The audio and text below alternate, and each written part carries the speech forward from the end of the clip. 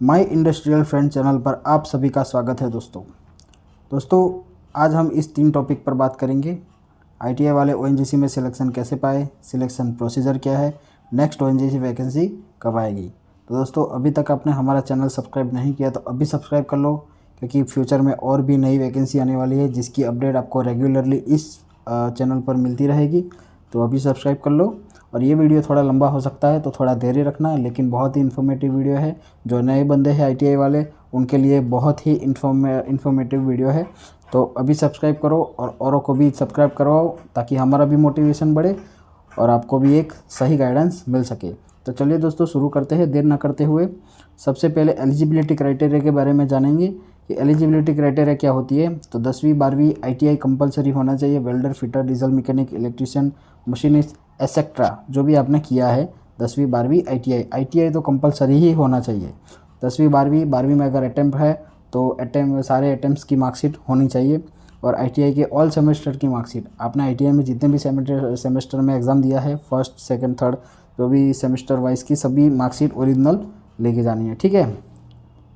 Document verification के दौरान अभी कोई ज़रूरत नहीं, फॉर्म फिलअप करते समय आपको कुछ ही डॉक्यूमेंट की रिक्वायरमेंट रहेगी, वो मैं आपको आगे बताता हूँ। तो दोस्तों देखिए, which trade for which post for ITI trade. Welder के लिए वेल्डर जो है वो जूनियर टेक्नीशियन वेल्डिंग में अप्लाई कर सकते हैं, प्रोडक्शन में, ड्रिलिंग में, सीमेंटिंग में अप्लाई कर सकते हैं। फिटर वाले जो है junior technician production, drilling, fitting में अप्लाई कर सकते हैं। इलेक्ट्रीशियन जो है जूनियर टेक्नीशियन इलेक्ट्रिकल में अप्लाई कर सकते हैं। फिर नीचे देखते हैं, driver junior motor vehicle driver winch operator में अप्लाई कर सकते हैं। डीजल मैकेनिक वाले जूनियर टेक्नीशियन डीजल में अप्लाई कर सकते हैं। लेकिन दोस्तों ओएनजीसी में कुछ पोस्ट ऐसी भी है जिसमें काफ़ी सारे ट्रेड वाले एक पोस्ट के लिए अप्लाई कर सकते हैं। तो देखते हैं कौन से। जूनियर टेक्नीशियन प्रोडक्शन जो पोस्ट है उसके लिए fitter, diesel mechanic, instrument Turner, machining, tractor, motor vehicle, welding, blacksmith, boiler attendant, machinist, trade सब ये सब ट्रेड वाले बंदे जूनियर टेक्नीशियन प्रोडक्शन के लिए अप्लाई कर सकते हैं। जूनियर टेक्नीशियन सीमेंटिंग के लिए fitter, diesel instrumentation, Turner, machining, tractor, motor vehicle, welding, blacksmith, boiler attendant ये सब अप्लाई कर सकते हैं। और अगर आपने ड्राइविंग ट्रेड के रिलेटेड आपने अप्लाई किया है तो आपके पास वैलिड ड्राइविंग लाइसेंस भी होना ज़रूरी है। सिलेक्शन प्रोसेस दोस्तों, सिलेक्शन प्रोसेसर क्या है। सबसे पहले आपको ओएनजीसी में फॉर्म फिलअप करना है। चाहे आप आईटीआई में किसी भी फील्ड में वर्क करते थे या कर रहे हो, ओएनजीसी में ज़्यादातर आईटीआई में welder, fitter, machinist, diesel mechanic, electrician form भरते हैं। इनमें से कोई भी ट्रेड वाले ओएनजीसी में किसी भी 3 अपने लागू पड़ते ट्रेड के लिए अप्लाई कर सकते हैं। आप किसी भी 3 पोस्ट के लिए अप्लाई कर सकते हैं। जब भी ओएनजीसी की वैकेंसी आएगी तो आपको इस चैनल पर इसके बारे में बताया जाएगा। फॉर्म भरने के समय आपको आपका आधार कार्ड, स्कूलिंग सर्टिफिकेट, 10वीं 12वीं आईटीआई डिप्लोमा के marksheet, domicile certificate, birth certificate, यह सब ओरिजिनल सर्टिफिकेट साथ रखना है। चाहे तो आप इसका स्क्रीनशॉट भी ले सकते हैं। आगे एक एनेक्स और भी दिखाऊंगा, उसका भी स्क्रीनशॉट लेके रखना। डॉक्यूमेंट कौन से साथ में रखने हैं, ठीक है दोस्तों।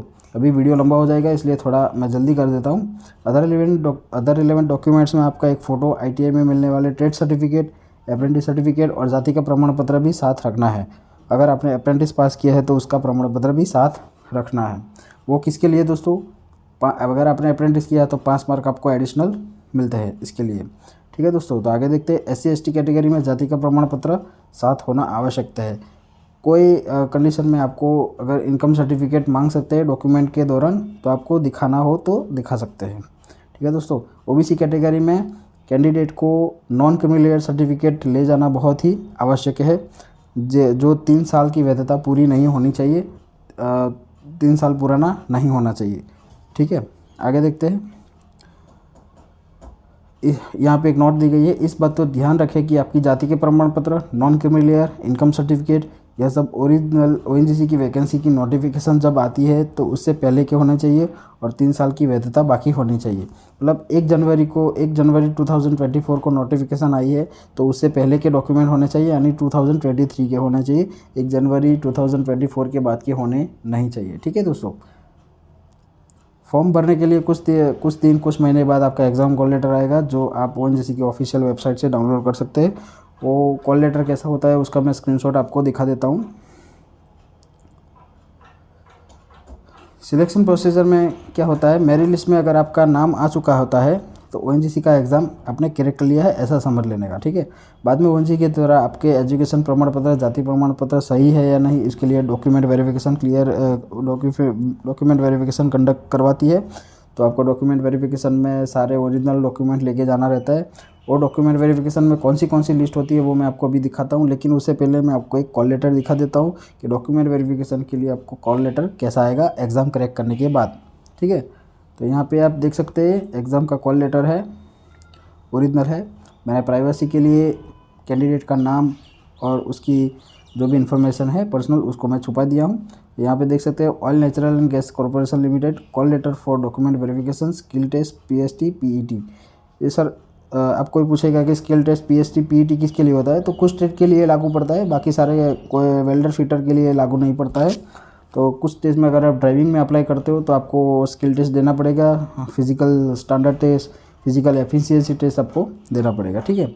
यहाँ पे देखो कॉल लेटर में सबसे पहला नाम आता है, एप्लीकेशन सीक्वेंस नंबर आता है दूसरा, तीसरा रोल नंबर आता है, कैटेगरी कौन सी है, ओबीसी, एससी, एसटी, पीडब्ल्यूबीडी होता है, एक्स सर्विसमैन होता हो तो, requirement, date of birth, address of candidate, यहाँ पे कौन से स्टेट से आप कौन सा स्टेट का डोमिसाइल है आपके पास, गुजरात हो तो गुजरात, राजस्थान हो तो राजस्थान, कौन सी पोस्ट के लिए आपने अप्लाई किया है, फिर शॉर्ट लिस्टेड कैटेगरी क्या है तो ओबीसी में आपने एग्ज़ाम क्रैक किया है। डेट ऑफ डॉक्यूमेंट वेरिफिकेशन क्या है, यहाँ पे एक डेट लिखी होती है कि ये डेट को आपका डॉक्यूमेंट वेरिफिकेशन है, कौन सी जगह पे डॉक्यूमेंट वेरिफिकेशन होना है और रिपोर्टिंग टाइम, कौन से टाइम पे आपको वहाँ पे वो वेन्यू पे रिपोर्ट करना है, ठीक है दोस्तों। तो यहाँ पे एक नोट दी गई है, देखिएगा आपको डॉक्यूमेंट वेरिफिकेशन में सारे ओरिजिनल डॉक्यूमेंट साथ में ले जाना है, एक भी छूटना नहीं चाहिए। इसका एनेक्सर ऊपर दिखाए गए पीडीएफ फाइल में अटैच होता है जो कुछ इस प्रकार होता है दोस्तों। ये कॉल लेटर के नीचे ही अटैच होता है ये एनेक्सर, कौन से डॉक्यूमेंट आपको लेके जाना है। आप चाहे तो इसका स्क्रीनशॉट निकाल के रख सकते हैं अपने पास, ठीक है। तो चलिए दोस्तों आगे बढ़ते हैं। ओएनजीसी में पहुंचने के बाद सबसे पहले डॉक्यूमेंट वेरिफिकेशन का कॉल लेटर सिक्योरिटी गेट पर ही चेक किया जाता है, जहाँ आपके सामने वाले नाम पर आपका सिग्नेचर होता है। दोस्तों ये हर जगह पे अलग अलग सिस्टम रहता है। मैं यहाँ बड़ौदा की बात करता हूँ तो कुछ इस तरह का हुआ था। तो हर जगह पे अलग अलग सिस्टम होता है। इसके बाद सभी कैंडिडेट्स को एक बड़े से हॉल में बिठाया जाता है और फॉर्म भरने के लिए कहा जाता है, जो फॉर्म ओएनजीसी के एम्प्लॉयज़ आपको देते हैं। वो फॉर्म में क्या रहता है दोस्तों, आपके ट्रेड के रिलेटेड आपको आपकी सारी इन्फॉर्मेशन भरनी रहती है। डॉक्यूमेंट वेरिफिकेशन के दौरान कौन से डॉक्यूमेंट को फर्स्ट रखना है, कौन से सेकंड, कौन से थर्ड, ऐसी लिस्ट होती है। आपका परसेंटेज अंदर सारी मतलब आपकी पर्सनल इन्फॉर्मेशन भर देनी है और उसको सबमिट करवा देना है, ठीक है। सारे डॉक्यूमेंट वेरिफिकेशन के दौरान सारे इंस्ट्रक्शन को आपको ध्यान से सुनना है। कुछ डाउट हो तो वहाँ जो भी अधिकारी होते हैं उनका संपर्क करके आप कोई भी प्रॉब्लम को सॉल्व कर सकते हैं, ठीक है। बाद में है दोस्तों डॉक्यूमेंट वेरिफिकेशन हो जाने के बाद फिर से एक फाइनल मेरिट निकलता है, जिसमें डॉक्यूमेंट वेरिफिकेशन को क्लियर कर लिया है जिस कैंडिडेट ने, उनको मेडिकल चेकअप के लिए चयन किया होता है, ठीक है। तो डॉक्यूमेंट वेरिफिकेशन हो जाने के बाद भी एक फाइनल मेरिट निकलता है। उसमें जो टॉपर रहेंगे, जितनी भी पोस्ट रहेगी ऑफिशियल नोटिफिकेशन के मुताबिक, वो टॉपर को सबसे पहले रखा जाएगा। जिन्होंने सीबीटी में अच्छा स्कोर किया है, फिर डॉक्यूमेंट वेरिफिकेशन भी उनका क्लियर है, तो उनको मेडिकल के लिए आगे चयन किया जाता है। मेडिकल के चेकअप के लिए चुने गए कैंडिडेट्स को मेल द्वारा या मैसेज भेजा जाएगा। ओएनजीसी की वेबसाइट पर बताया जाएगा। ओएनजीसी के द्वारा भी दिए गए स्थान और समय पर अपना मेडिकल चेकअप करवाना होगा। तो ऐसा नहीं है कि कॉल लेटर आएगा, आपको मेल या मैसेज द्वारा भी जहां पहुंचना है, जिस समय पर होता है, जिस तारीख को पहुंचना है, ऐसा मेल आ जाएगा। उसके बाद में आपको मेडिकल करवा लेना है। अगर मेडिकल कैसा होता है उसके ऊपर आपको एक वीडियो चाहिए तो आप कमेंट बॉक्स में बता सकते हैं, मैं इसकी ये टॉपिक पर एक अलग से वीडियो बना दूंगा। सबसे ज़्यादा पूछे जाने वाली बात दोस्तों, नेक्स्ट ओएनजीसी वैकेंसी कब आएगी। देखो 2024 में आने की पूरी संभावना है, तो अपने मुताबिक तैयारी रखें। फरवरी मार्च के बाद में वैकेंसी आने की पूरी संभावना है, क्योंकि 2024 में काफ़ी सारे एम्प्लॉयज़ रिटायर हो रहे हैं, तो आने की पूरी संभावना है। ओके दोस्तों, और अगर आपने अभी तक हमारा चैनल सब्सक्राइब नहीं किया है तो चैनल सब्सक्राइब कर लो। आगे और भी काफ़ी सारे वैकेंसी आने वाली है फ्यूचर में, तो उसकी अपडेट आपको मिलती रहे। और आप एग्ज़ाम की तैयारी कर रहे हैं तो भी हमारे चैनल से जुड़े, हम ऑनलाइन प्रिपरेशन भी करवाते हैं। हमारे कोर्स से जुड़े सबसे चीपेस्ट रेट में आपको कोर्स अवेलेबल करवा दिया जाएगा। ठीक है दोस्तों, तो फिर मिलते हैं अगले वीडियो में। तब तक जय हिंद, जय भारत।